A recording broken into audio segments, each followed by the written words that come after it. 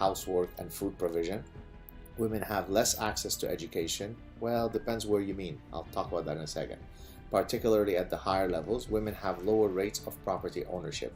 Let's add a few more sex differences. Men globally uh, commit suicide at a rate of 3 to 1 to women, meaning men commit suicide 3 times more than women do globally. In almost every country that's been studied, men commit suicide more than women do. Men live much shorter lives than women, much more violent lives. Men are much more likely to be the victims of murder. Yes, at the hand of other men, but they are certainly the ones who are more victims of that. Men are the ones who predominantly die in war, oftentimes ostensibly protecting women. Men are much more likely to die of occupational deaths. Men are much more likely to be homeless. And let's talk about education. In a study that I've now often cited, done by the US government, when you look across 4 levels of education, associate's degree, bachelor's degree, master's degree, and doctoral degree, across 5 races, this is in the US, so there are 20 cells, 5 races by 4 degrees. 20 out of the 20 cells, women outnumber men. So, in other words, you could not have data that is more inconsistent with the existing narrative of women as victims. Women outnumber men in Canadian medical schools. Women pretty much at this point outnumber men in every conceivable way that you can think of. But you know, at Princeton University, there are more male number theorists than female number theorists. Aha! That's where the patriarchy is now hiding. The list goes on. It varies by country, but these global realities of women's economic, political, social, and sexual vulnerabilities are well real. Indeed, the nations in which these inequities have been radically minimized, example Iceland, are those in which deliberate effort has been made to both own up to gender disparities and to address them directly and concretely. So in this moment here in the land of legislatively legitimated toxic masculinity, oof, that's a mouthful. That's a mouthful. Is it really so illogical to hate men? No, it's not illogical at all. I mean, replace the word men by blacks or Muslims or any other group, and this person would have been feathered and tarred. But if she accuses all men, if she says it's okay to hate all men, well, she's just a progressive feminist who's a professor of women's studies. For all the power of hashtag MeToo and hashtag Time's Up and the women's marches, only a relatively few men have been called to task, and I've yet to see a mass wave of prosecutions or even serious recognition of wrongdoing. On the contrary, cries of, quote, witch hunt and the plotted resurrection of celebrity offenders came quick on the heels of the outcry over endemic sexual harassment and violence. But we're not supposed to hate them because hashtag not all men. So she's even trolling the idea that we should qualify supposedly our hatred of men by a hashtag not all men. I love Michelle Obama as much as the next woman, but when they have gone low for all of human history, wow. Maybe it's time for us to go all Thelma and Louise and Foxy Brown on their collective butts. That's nice.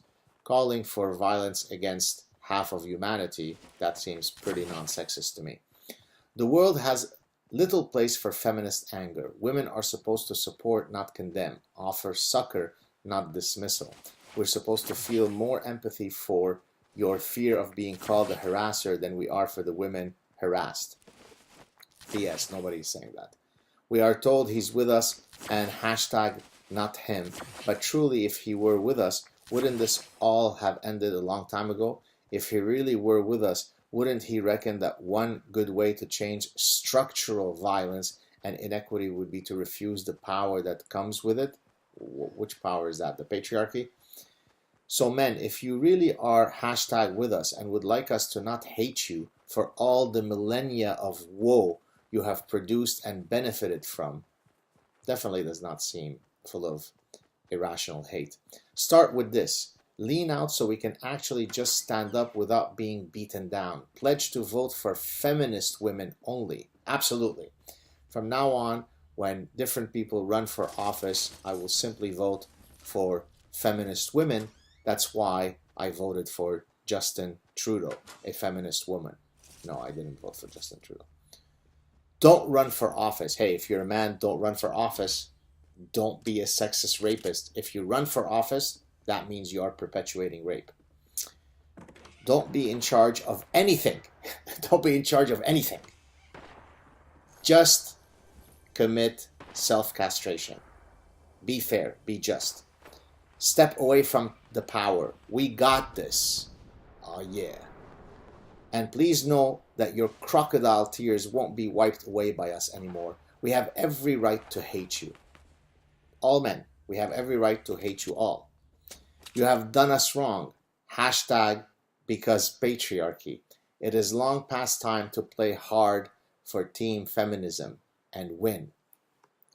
Now again, imagine the mindset of such a person who feels sufficiently empowered in today's zeitgeist to write such a profoundly hateful message. Just imagine, flip it. Imagine if a male professor were to write something similar about women. I mean, pointing to other things that women, of course, men are more violent. Of course, men are the ones who commit greater number of sexual assaults.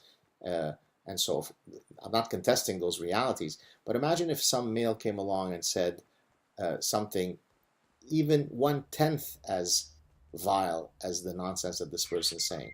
Imagine if someone were to argue that because of what some members of a group do, we should condemn all members of that group. And usually it is the progressives who argue, don't say that Islam is bad just because 31,000 plus terror attacks have been committed in the name of that ideology since 9/11 alone in 67 countries. That would be Islamophobic. But when you have a very, very small group of men who are vile human beings, who do commit violence, who do rape, who do all sorts of horrifying things, it is perfectly reasonable, according to this schmuck, this enemy of reason, this naturally lobotomized, hateful fool, to accuse all men, to hate all men, to say all men should no longer go up for office, all men should step aside, all men are to blame. And that is permitted. That is allowed. Well, as a matter of fact, it is allowed. In a free society, I have to support her right to be a vile, hateful, disgusting, sexist pig. For me, Grammarly is akin to a writing assistant. It's our editor on site. It's a Hi, everybody. This is God Sad for the Sad Truth. In 2009, I wrote an article on my Psychology Today blog titled The Narcissism and Grandiosity of Celebrities. And in the article in question, I went through some reasons that I think that celebrities are so keen on sharing their deep and profound insights with the rest of us simpletons. That article in question was then picked up by Psychology Today magazine and edited slightly tweaked version of the same article. So what I'll do today is read to you the magazine version, and then I'll also post a link to both versions of that article. Now, the reason why I thought about doing so today is, of course, because a few days ago, Meryl Streep lectured all the simpletons that like MMA and football about how they should behave and think and so on. And so I thought that it might be the right time to share with you this article. So here we go. The title is Homo Consumericus, I'm not a doctor, but driven by narcissism and surrounded by yes men, celebrities think they can cure the world's ills. Here we go. The narcissism and grandiosity displayed by celebrities have always fascinated me. Jenny McCarthy is bewildered that the National Institutes of Health is not paying attention to her, quote, proof that autism is caused by the MMR vaccine. Apparently it is due to a large conspiracy in part driven by the evil pharmaceutical firms. No doubt Dr. Evil is the CEO of the conspiratorial consortium. Tom Cruise castigated psychiatry for being pure quackery as he had, quote, studied its history. The actors Kirk Cameron, Ben Stein, and Mel Gibson have each, quote, disproved the theory of evolution. The problem has gotten so out of hand that there is now an organization, Sense About Science, that seeks to combat such celebrity-driven idiocy. Salon and Newsweek did the unthinkable by each publishing an article on the contribution of Oprah to this lunacy. How dare anyone question Oprah's omniscience and omnipotence? I'd like to speculate about 5 possible reasons that drive celebrities to engage in such nonsense. First, celebrities are a self-selected group of narcissists. Whereas it is certainly true that some individuals pursue acting or singing careers for the pure love of the artistic forms in question, the great majority of celebrity wannabes are driven largely by the outcomes: fame, money, adulation. A 2006 study by Mark Young and Drew Pinsky, published in the Journal of Research and Personality, yes, the Drew Pinsky of Celebrity Rehab with Dr. Drew, supports the contention that celebrities as a group are narcissists. Second, the extraordinary attention that is lavished on celebrities, not to mention the outlandish sums of money, makes it easy to succumb to one's hype. People line up for hours to get a glimpse of Tom Cruise coming out of his limousine and will scream with a visceral religious fervor at his mere sight. Take a narcissist and feed his or her ego in such a manner 24 hours a day, and it is not difficult to guess that Tom Cruise starts to actually believe that he is a superhero rather than playing one in the movies. Third, celebrities are seldom exposed to negative feedback from those closest to them. Hence, their immediate environments serve as lubricants for their outlandish narcissism. This is one of the key drivers of the overconfidence bias. For example, many professors imagine that their teaching evaluations in a given semester will be stellar precisely because they hear only from those students who complimented them face to face. However, those who think that the professors performed poorly in the classroom are likely to wait until the evaluations to voice their negative opinions.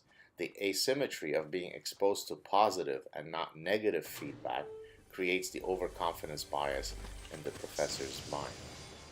This is exactly what happens with celebrities. They are repeatedly provided with positive feedback regarding their, quote, laudable scientific interventions, reinforcing their grandiose idiocy. Negative feedback, as difficult as it might be to share, serves as a crucial role in guiding behavior. Failure to receive any such feedback ensures that celebrities will maintain their grandiosity. Existential guilt is a fourth factor behind this form of celebrity narcissism. You may have heard of survival guilt, the intense feelings of remorse that survivors of a terrible ordeal, be it a plane crash, a disease, an earthquake, war, a terrorist attack, or a concentration camp, might experience. A survivor might think, why did I cheat death when so many others died? What is so special about me that my life was spared? I propose a similar mechanism to explain celebrities' interventions in making a better world. I believe that they suffer from a form of existential guilt. They know in the deep recesses of their minds that they are not deserving of the accolades and the privileged lives that they lead. One way that they can assuage this persistent guilt is to demonstrate to the world that they are much more than, quote, mere celebrities. Hence, they, quote, cure mental illness. They, quote, eradicate autism. They, quote, neutralize radiation. And they, quote, disprove evolutionary theory. Some of you might have noticed a possible contradiction here. If celebrities are narcissists, why would they experience existential guilt? I think that some celebrities are perhaps slightly less narcissistic and hence maintain some elements of self-insight. Think Sean Penn, tortured artist, versus Paris Hilton, oblivious narcissist. Finally, a fifth reason that drives celebrity drivel is the pseudo-intellectual movement known as postmodernism, the most virulent of anti-science dogma, which proposes that all viewpoints are welcome and none is privileged. Reality is relative. This creates a democratization of opinions. It is apparent, quote, arrogant to think that psychiatrists, physicists, evolutionary scientists, and epidemiologists might know more about their areas of expertise than, say, Oprah, Jenny McCarthy, Madonna, or Kirk Cameron. To sum up, celebrities possess narcissistic predispositions, nature, these being subsequently reinforced by a wide range of environmental realities, nurture, rendering it next to impossible to slay the narcissism dragon. Incidentally, whereas I have focused on celebrities' quote contributions to scientific debates, I should mention that their expertise is apparently unlimited and spans endless other domains of human input.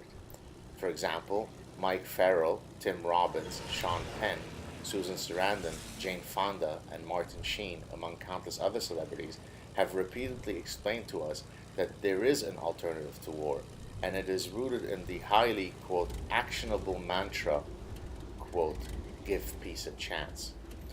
One thing that is unequivocally clear about human history is that it is paved with bloodshed, irrespective of cultural setting and historical epoch. Apparently, had the perpetrator of all of these wars only known about this alternative, quote, peace option as espoused by these enlightened celebrities, we could have all been singing John Lennon's Imagine while holding hands as one happy human race. Most celebrities have at best graduated from high school. Hence, it is quite extraordinary that they should feel sufficiently knowledgeable to contribute to complex issues in physics, psychiatry, medicine, and biology. Here's a thought. Entertain us at the movies and in concert halls, and leave the science for scientists. Celebrities might wish to take heed of a famous quote by Confucius: when you know a thing, to hold that you know it, and when you do not know a thing, to allow that you do not know it. This is knowledge. If celebrities prefer to receive directives from other actors rather than dead Chinese philosophers, perhaps they can heed the advice offered by Amanda Peet, an actress and advocate of child vaccination, who is reported to have said, I'm not an expert. I'm here to tell you do not listen to actors, do not listen to celebrities. Now that's what I call sound celebrity advice. That's the end of the article. I just wanted to add one or two more points. Excuse me. My point here is not to argue that unless you're a political scientist, you shouldn't talk about politics, and unless you're an epidemiologist, you should not talk about the spread of diseases. If anything, I've criticized people who argue along those lines. Everybody can have a contribution to the battle of ideas. Everybody can weigh in as long as they are informed. But in the same way that when my gardener comes over, I don't necessarily expect him to lecture me about whom I should vote for. There is no reason to take the prescriptions, the political prescriptions of actors, because they pretend to be someone on screen, any more seriously than I should my accountant, my gardener, or my daycare provider for one of my children.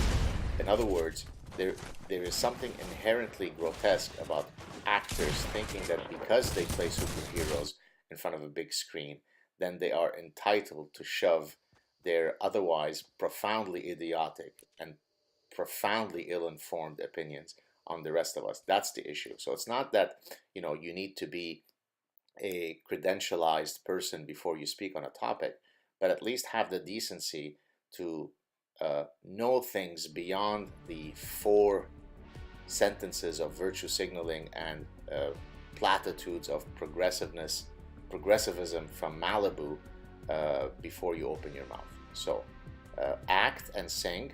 Meryl Streep, keep crying all the time on screen, and leave the deep thought for those who are capable of such thought.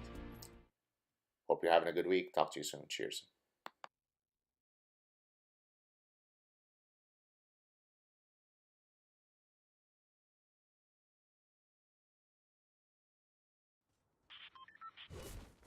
My team and I always had trouble managing our tasks until one of my colleagues found Monday.com. You can see the task owner. Hi everybody, this is Gad Saad for the Sad Truth. Today is the last day of President Barack Obama's 8-year term. Tomorrow he hands over the reins to Donald Trump. I thought that I would start off today by reading for you an article that I had written and published on my Psychology Today blog. This was on October 10th, 2009, right after it had been announced that he had won the Nobel Prize. The article that I had written is titled, "Obama Should Win All 6 Nobel Prizes. Nobel Prizes for Hope, Promise, and Dignity. Nice." So let me start off by reading this article, and I'll provide you with the link at the bottom of the description section, and then I'll make some additional comments that is relevant to the current political reality. So here we go. I should start today's post with a few disclaimers. I am Canadian, and hence I have no personal bones to pick with regards to American domestic politics. I am neither a Democrat nor a Republican in my political leanings, as I take positions on issues rather than blindly affiliating with the red or blue team. Rest assured to all Obama lovers, there are many things that I detest about Bush, none more so than his anti-science, anti-evolution, pro-religion bent. Furthermore, Obama did mention non-believers in his inauguration speech, so as an evolutionist and atheist, I was pleased with his courage. With that in mind, I hope that you'll read my opinion piece with some open-mindedness and accordingly will refrain from posting insulting comments. Side note here, I had served as a true prophet here because I satirized all of the identity politics all the way back in 2009. So continuing with the article, recall that I am an Arab Jew and hence as a Semite I am technically speaking a man of, quote, color. As such, I will accuse you of either being a xenophobe, an anti-Semite, and or a racist should you post nasty and rude comments. Smiley face. Such are the games played by those who subscribe to identity politics. So the oppression Olympics and victimology poker is something that I have written about for many years, nearly a decade or so. See my earlier post on this topic here. You can follow that in the actual article. Obama won the Nobel Peace Prize 9 months into his presidential term. In accepting his award, he admitted that he had achieved nothing, but that he considered this a, quote, call for action. Incidentally, for those of you who are unaware, the nominations had to be posted by February 1st, 2009, namely less than 10 days after he had been inaugurated. Wow! Apparently he won the prize for his dignified tone, his hopeful messages, and his future promise. Nice. Let me ask you a question. Suppose that we were to identify an extraordinarily brilliant young economist, physicist, or chemist who was 9 months into his or her assistant professorship and who had otherwise not published a single paper in his or her short academic career. Could we be logically justified in granting him or her the Nobel Prize in one of the latter fields? What if we were to identify a promising novelist who had yet to write a single novel? Could we award him or her the Nobel Prize in literature? Here's another question for you to ponder. What if I had an extraordinarily bright student in my class who did not submit a single assignment, did not write a single exam, did not participate in any evaluative exercises? However, I was aware that this student was brilliant and that he displayed great hope and promise. I knew for a fact that he scored in the top 0.01% in IQ. Could I grant him an A on promise, on hope, on charisma? If I did, the administration and the other students would have reason to file a grievance against me. Hence, you will probably agree that a student who has done nothing in a class could not conceivably receive an A in the course. Yet a politician could win the Nobel Prize for doing nothing. If we are going to have a messianic love affair with Obama, then I suggest that we grant him all of the Nobel Prizes. 1. The Nobel Prize in Literature for his having written 2 books about himself. 2. The Nobel Prize in Physiology or Medicine for proving that middle-aged men can look gorgeous in a bathing suit. Surely you must have seen his stunning abs in that infamous vacation photo, no? 3. The Nobel Prize in Chemistry for having organized the Beer Summit earlier this summer. In so doing, he has reaffirmed the importance of the biochemical reactions inherent to alcohol these serving as social lubricants, i.e., people are less uptight when slightly drunk. 4. The Nobel Prize in Physics for having hired Stephen Shu, a Nobel laureate in physics, to be Secretary of Energy. 5. The Sveriges, I don't know how you pronounce it, Riksbank Prize in Economic Sciences in memory of Alfred Nobel, or usually in short it is just stated as the Nobel Prize in Economics, for having passed the stimulus package. Here's an idea. Next year I would like to nominate Arab-speaking Jews or Israeli Arabs for the Nobel Peace Prize for being able to exist within their, quote, fractured selves. In doing so, we have done a lot more for peace in the Middle East than has Obama. And as a side note, boy were those words prophetic, because think now 8 years later how wonderfully Obama has done for Mideast. Think about all the hope, all the crying of joy, or as we say in Arabic, biskaru bizbibe, right? To be drunk by the cork of Obama, just smelling the cork. Oh my God, so much hope, so much change. My life has been so irrevocably better since he came into office. The flowers smell better, the sex is more spicy, the food tastes better. I don't know what my life would have been like were it not for the 8 years of hope and change under Obama. And here again, I'm not specifically criticizing Obama, rather I'm criticizing a profoundly idiotic and frankly immature response of people when they engage in hysteria, in the same way that those who were so crying they were just so happy that now race relations would finally be solved and everybody would hold hands, kumbaya, because Obama came to power. It's the exact same people who are afraid to go to the grocery store today because, you know, the inauguration of Trump. So anyways, going on. One final thought experiment. Let us suppose that we could recreate every single speech, interview, and or public appearance that Obama has given or made. Now, through the magic of science fiction, let us assume that we could replace the tall, dashing, and regal Obama with the short, nerdy, and buffoonish Ross Perot. Do you think that Perot would have been granted the Nobel Peace Prize? As a consumer scholar, I'm only too aware of the importance of packaging. Take the exact same product, put it in 2 different packages, cheap or fancy, and ask people to evaluate it. They arrive at completely different evaluations. Bottom line, there are countless individuals who dedicate their lives to fighting hunger, rescuing child soldiers, freeing women from sexual slavery, hunting down genocidal dictators, and endless other acts of extraordinary selflessness. Think of Nelson Mandela and the number of years he spent in horrific conditions in prison. He brought down the apartheid system. This award to Obama is an insult to true heroes of all political bents who put their lives on the line every day in the pursuit of justice, liberty, and equality around the world. And then I had posted an update because a few days after I had written this article, well, actually the day after, October 11th, 2009, my former doctoral student Tripat Gill had just written to me to let me know of a post put up by a Harvard economist, Greg Mankiw, I don't know how to pronounce his name, Mankiw, on the issue regarding the granting of an economics student Nobel Peace Prize, or a Nobel Prize in Economics. Anyways, you could click on the link in the article to see Dr. Mankiw's article. Let me just read it for you. Or the title: First Year Grad Student Wins Nobel Prize in Economics.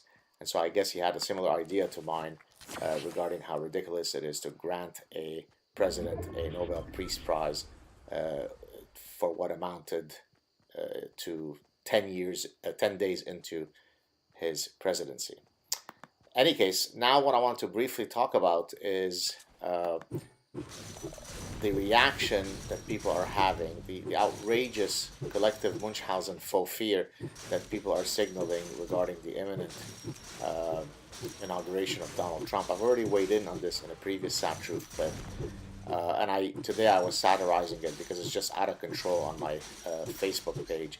You know, people are so afraid. They're a woman of color who works somewhere in Maine, and she's afraid to go to work because, inauguration. I mean, think about how outlandish such a position is, right? I mean, what is it exactly in the personal life of this individual that's going to change by Donald Trump coming into power? I mean, he's going to round up people of color into camps. What? He's going to give green light for sexual predators to walk the streets and set up gang rape centers, right? So, what I was satirizing in my tweets and comments is not the fact that people don't have a right to have specific concerns about specific policies or positions by Donald Trump. I have some of these. But I was rather satirizing just the outrageous, the embarrassing, delusional, fake hysterics where people are afraid to just go about their daily lives. And so here's the response I had written to the buffoons who were unable to understand this point. So let me read it to you. This is from my social portals earlier today. It is truly astonishing how some people are utterly void of critical thinking skills, let alone a sense of humor. When I satirize the collective Munchausen faux fear regarding Trump, this does not mean that there are no issues on which I might disagree with him and or with his appointed cabinet members. Only a slow 3-year-old arrives to such conclusions. I'm satirizing the overblown, silly, faux victimhood wherein people are engaging in frankly embarrassing testimonies about their looming daily fears now that Trump will be president. For example, if a Trump cabinet member is an evolution denier, I am obviously against such idiocy, and when appropriate, I'll try to point it out. However, I am not, quote, fearful of going for a stroll because Jews will soon be rounded up. I'm also not, quote, fearful that my wife might be sexually aggressed specifically because Trump has come to power, as so many idiots are proclaiming in terms of their own personal safety as women. So let me make this very simple for the slow ones. I'm satirizing a fake, delusional, and obnoxious hysteria. This in no way implies that there is nothing to criticize him about. To those still confused, it's time for nap time. I'll wake you up at 3 p.m. for milk and cookies. So again, if we should take away from the totality of today's clip, is that these obnoxious signaling mechanisms, right? When Obama ascends to the presidency, there is this crying, right? This hero worship of the cult personality. He's going to solve race relations. He's going to finally establish peace in the Middle East. Anybody who thought that is frankly a buffoon, right? And by the same token, oftentimes the same people are now afraid to go out because, Trump death squads will be looking for children to eat, after they rape them and decapitate them.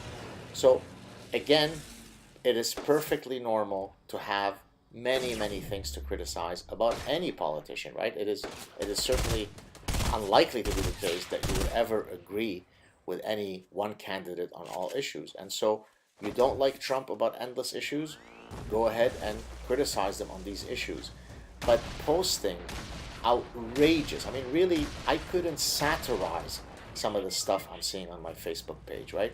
I mean, people are sort of hugging it out on Facebook. It's okay, we'll be fine, don't worry, we'll be safe, we'll get through this, we'll learn to love again. Let's hope that our children will be safe and our women won't be attacked.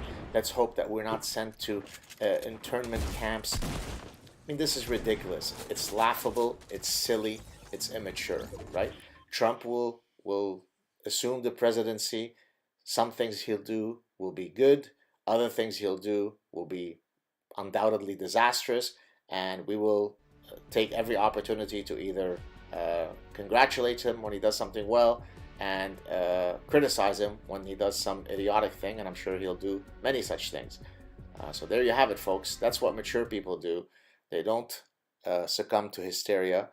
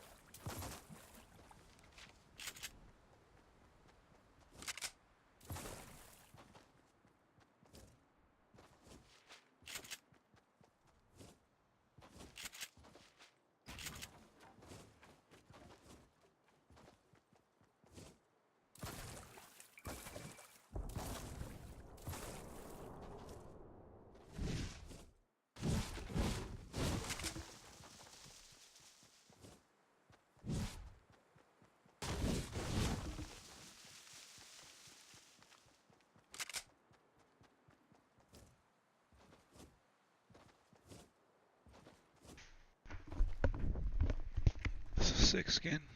Had to take a dump, dude. Sorry. Shit happens. Just gets worse and worse when you're older. That is sick skin as fuck, man. It's like that Russian fucking killer robot. I never seen it before, so.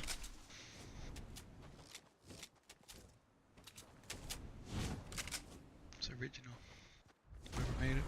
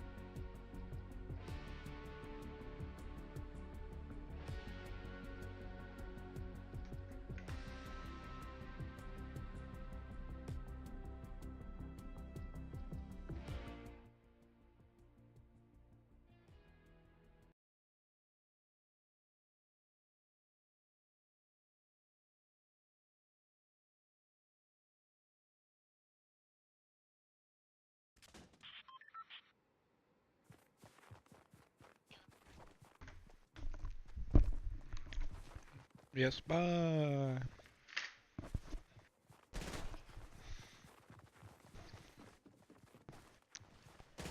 I like choking raccoons.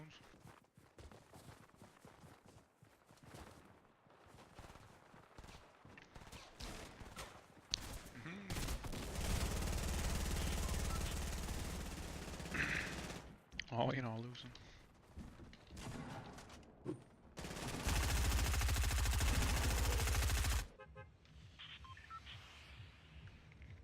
Sweet.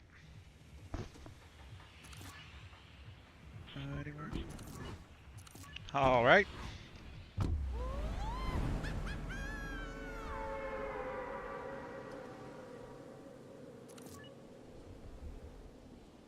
Let's see if this works.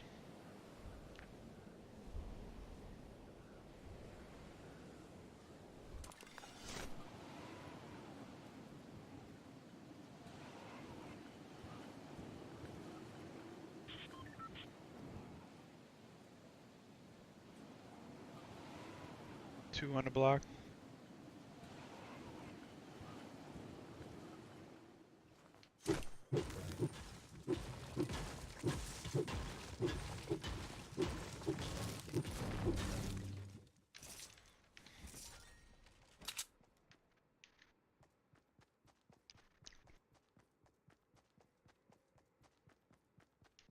Shit.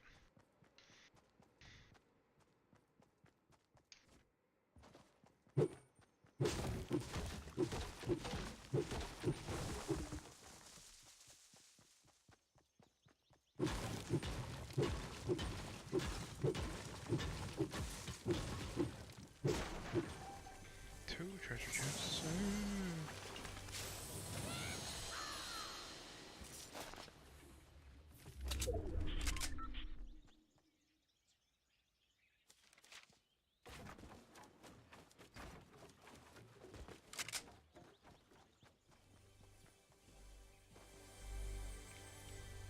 Why are you whispering? What?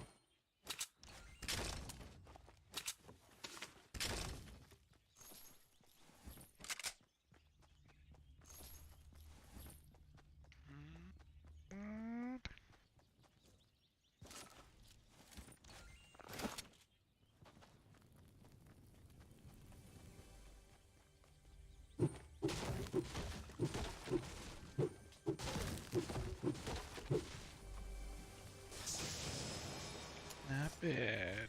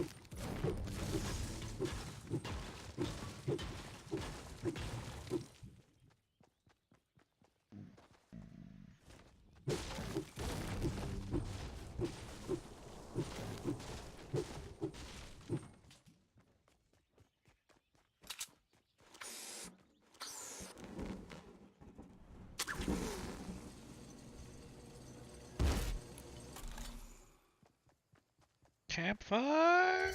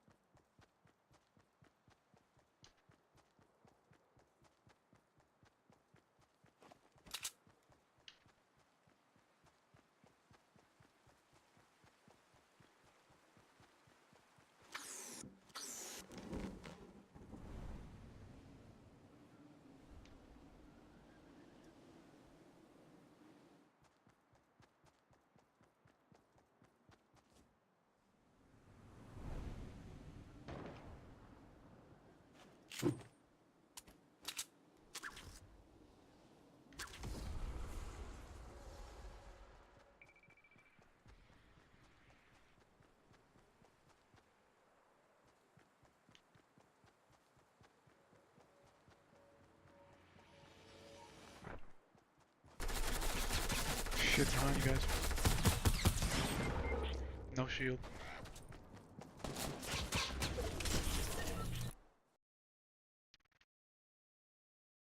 Giant map, 100 people.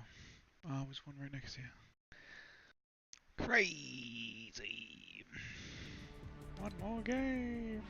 Haven't got a kill in forever.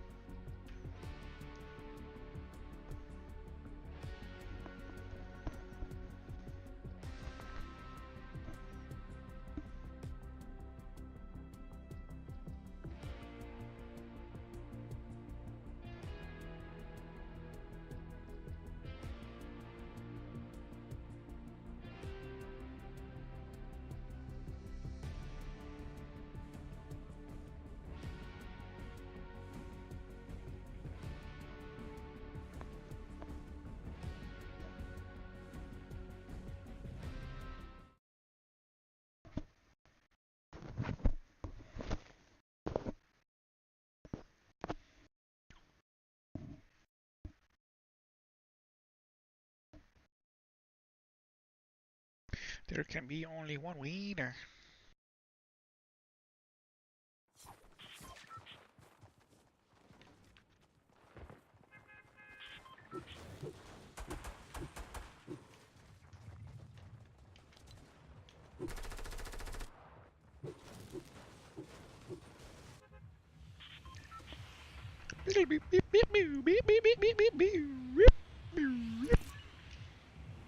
Salty it is.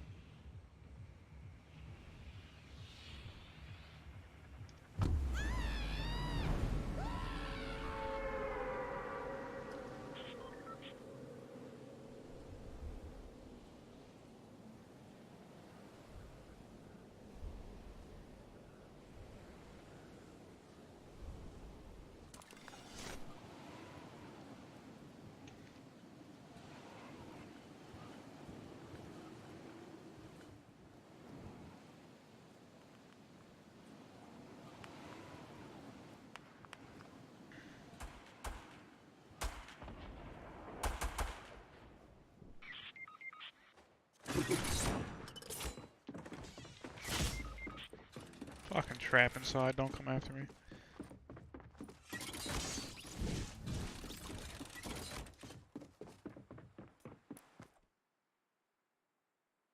Now, what are the chances of that? 1 in 10,000? 1 in 100,000?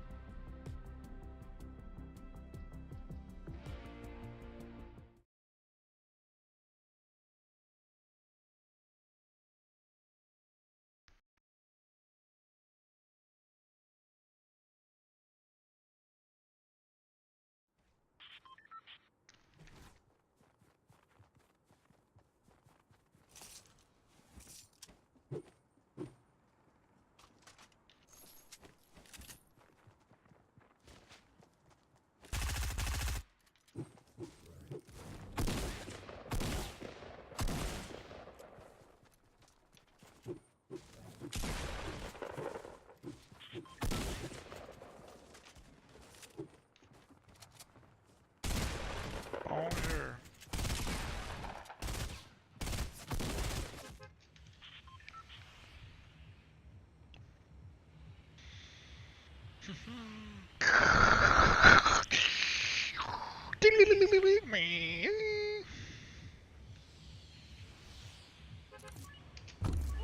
Oh, I meant to press M.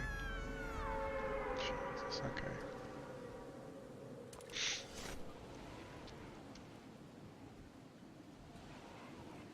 All these fallen stars. If you go north more further, you won't get nobody in your way.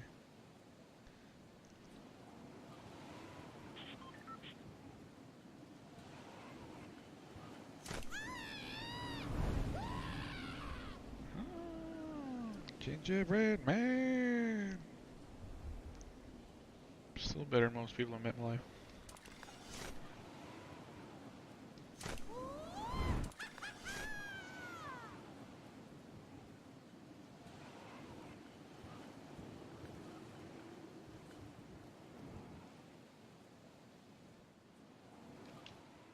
Dusty divot.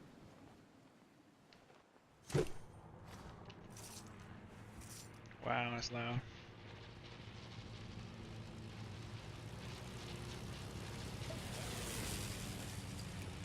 There's 2 guys on the ridge.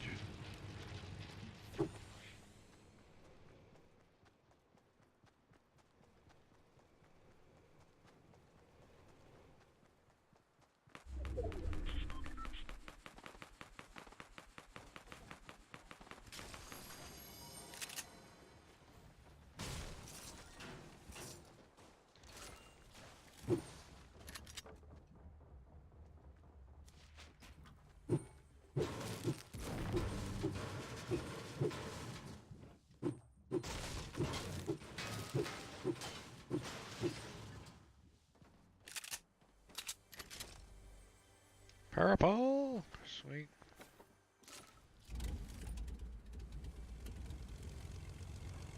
I got fucking crickety dicks.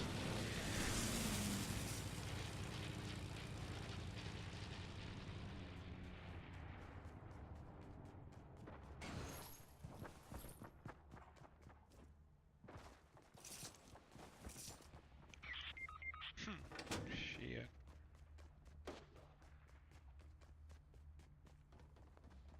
Man and faith, ye all who enter here.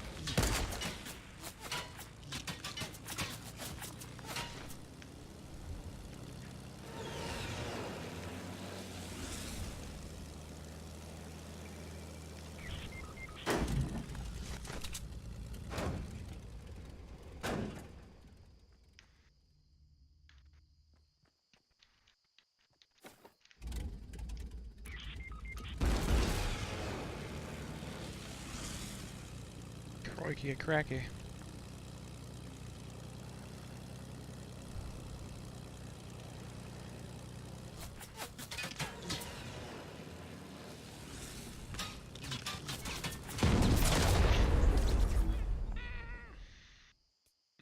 Man.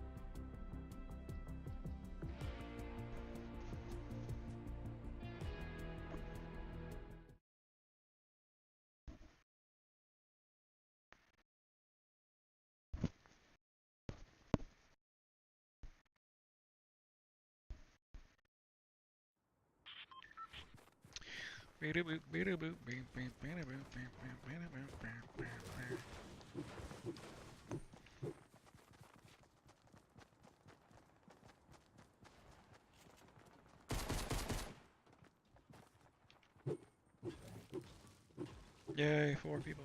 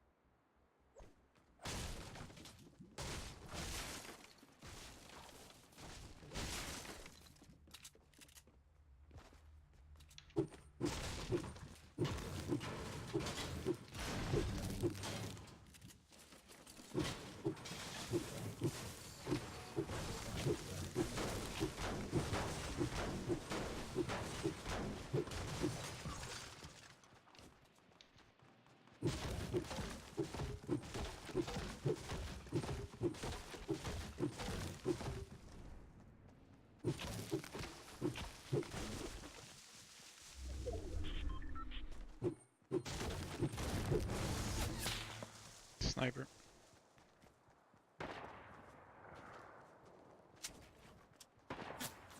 Behind us.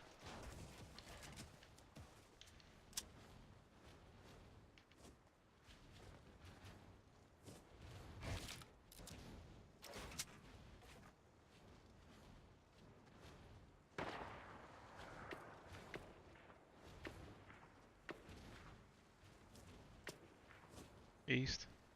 Or did you just shoot east?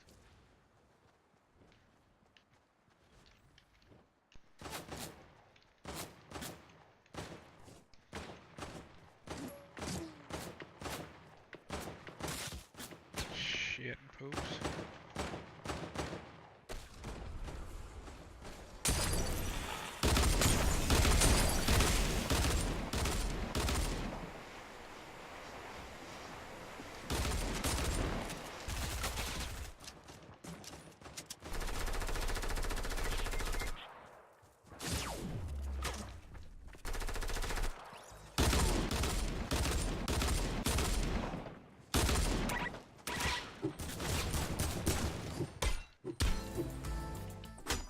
Still 2 left. Fuck.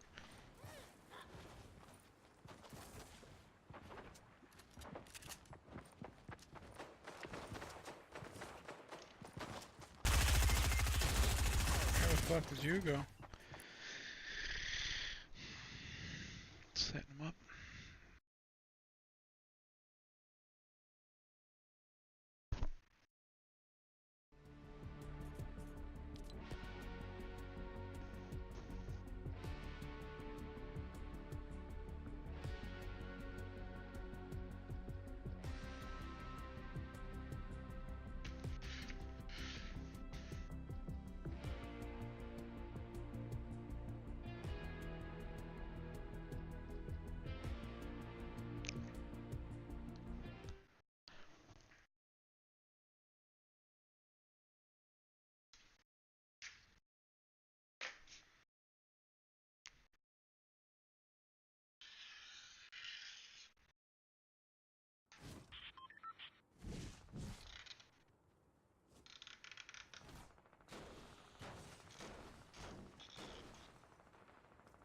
Yeah. Don't call me, sir. I work for a living. Can't even say that anymore. Fuck.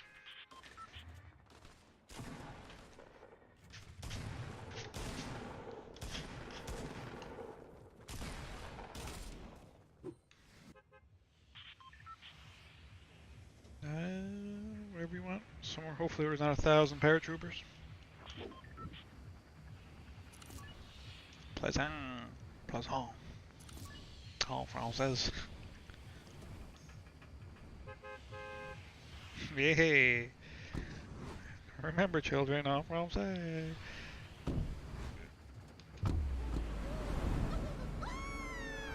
Oh man, I'm terrible. Haven't got a kill in 2 days. One knockdown, yeah. It's usually me against like a fucking horde.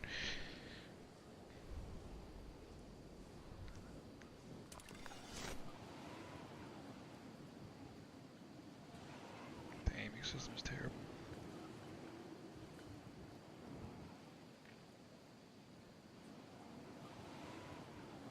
Yeah, there's one right on top of you.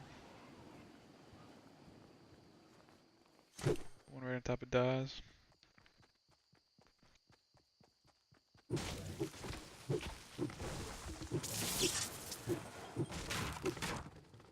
Fuck it, he's on to 10, to 20, to 30. I'm fucking dead, watch this.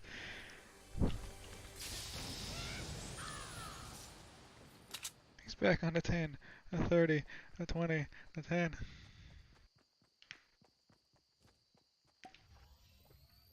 I only got a green AR. I got one pot, whoever needs it.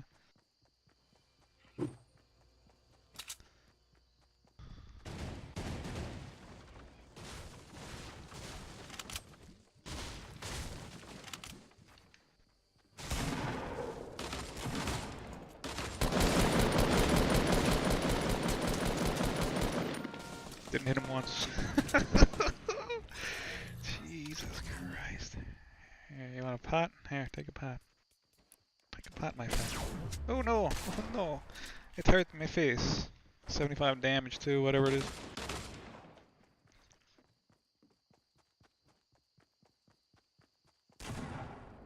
Flank him.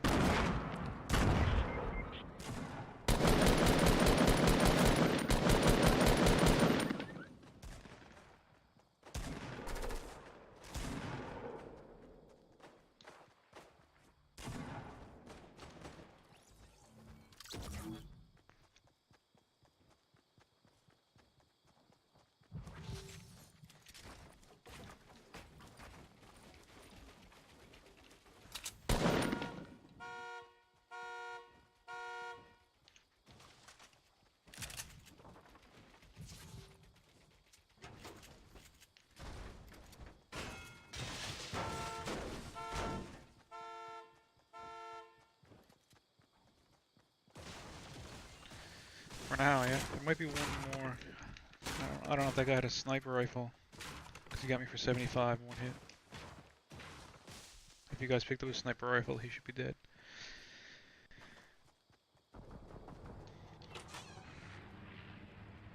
Okay, yeah. Something powerful.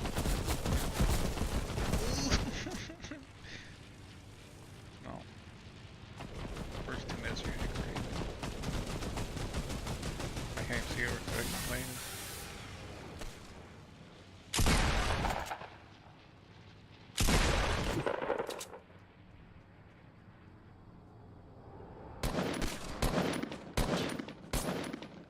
Yeah, I don't got no fucking ammo for this shit.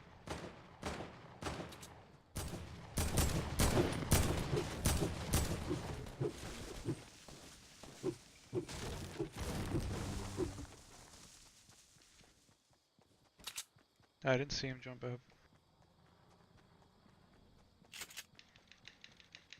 Probably seen 4 of us.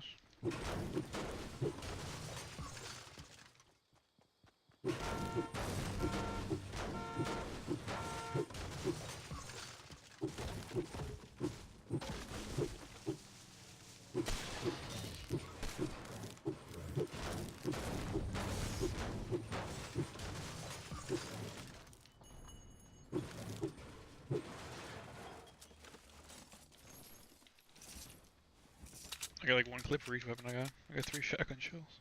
I got rockets though, if you need rockets I think. No, don't even have rockets this last game. Shit. Fuck.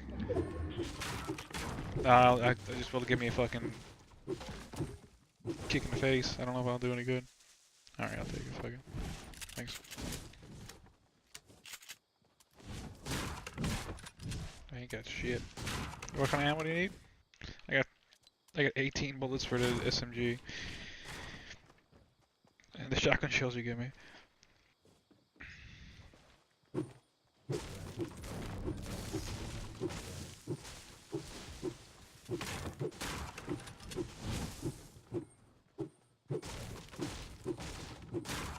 Sweet. Thanks. Might have a chance. I got a blue SMG.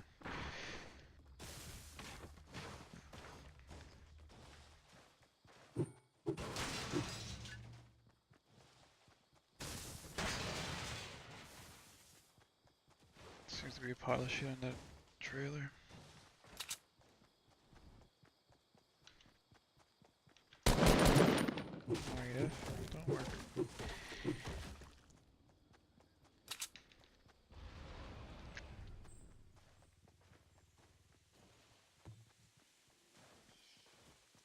More than likely.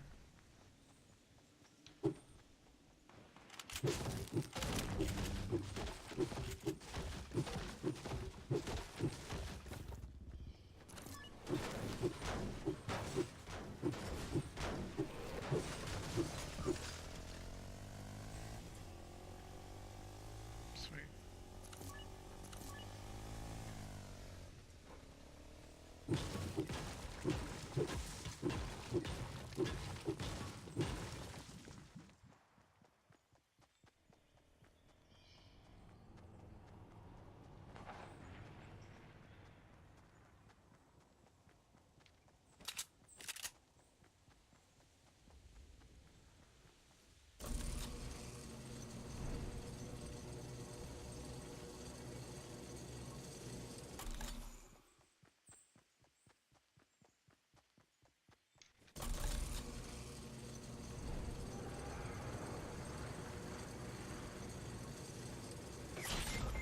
Oh fuck. It's southwest.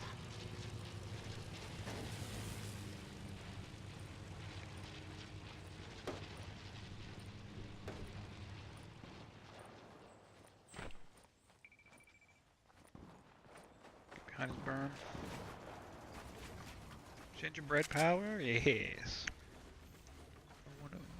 1/8 of the teams left or whatever, so it's not bad.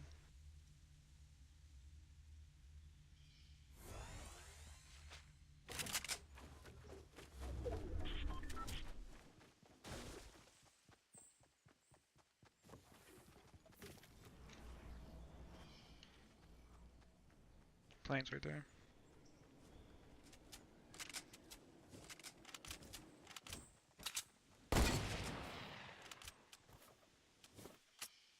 My bad.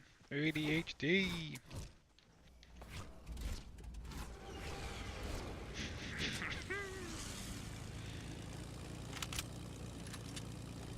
I gotta get my typing skills up so I can fucking play this game.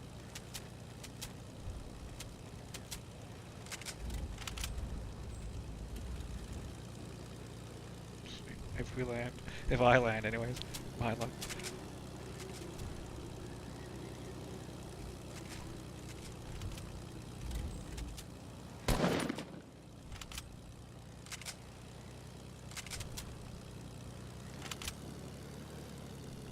I gotta fucking play with a friend. I'll never fucking add anybody in this game ever.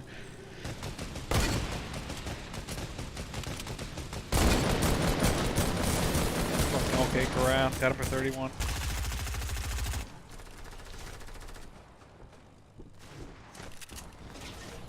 Sweet.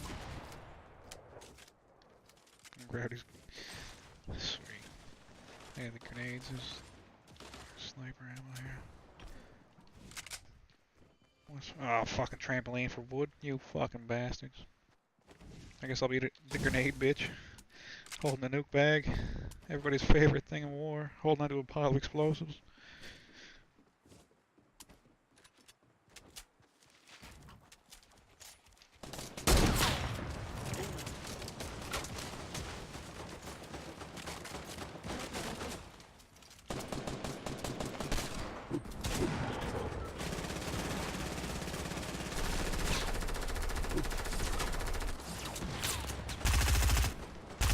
Nice shoot. There's two there, I don't know if there's one left.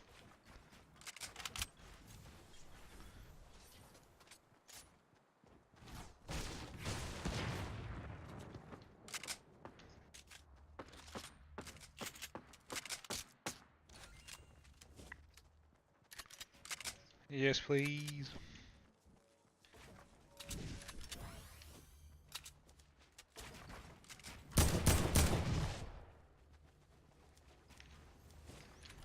Hide. Uh-oh. Is that you guys?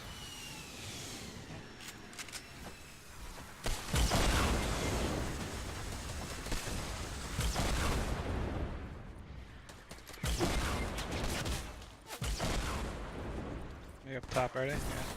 Red balloon. The Terminator. Good game, dude.